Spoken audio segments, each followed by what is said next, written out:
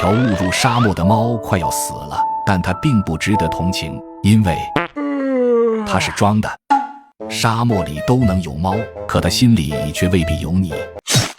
它是沙漠中孤独的掠食者。沙猫不是傻猫，也不是傻猫，傻猫是被你艾特的朋友正在看的这只沙猫。对，沙猫主要分布在我国的阿拉伯沙漠，它们拥有世界上最大的猫砂盆，咬合力是同体型下猫科动物中最强的。传说它能3口咬死一只骆驼，对此骆驼做出了回应 Funny Muppy， 但它的确非常致命，因为你只需和它对视一眼，就会被它猛死。傻了吧唧的。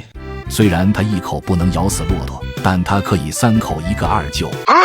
于是他盯上了像女朋友一样腿短肉多的鲨鱼蜥，不过鲨鱼蜥的战斗力同样不俗，敢惹他就敢顿杀。果然，机会是留给有准备的人，没有机会就别瞎准备。对，在这80度的沙漠中，恶气没撒出来的沙猫只得回去睡觉。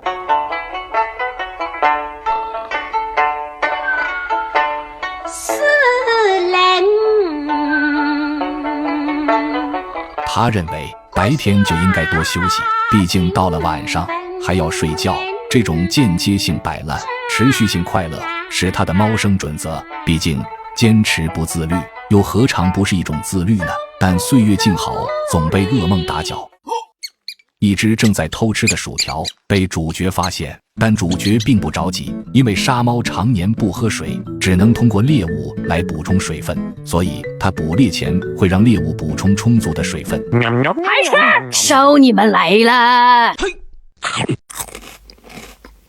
赶快通知家属吧。于是薯条异父异母的亲姐姐，就是另一只沙猫，为了给弟弟报仇，她决定嫁给主角，然后再帮他生几个娃，折磨死他。不料主角完事，撒丫子就跑。果然，你都帮他生崽了，可他的心里却依然没有你。对，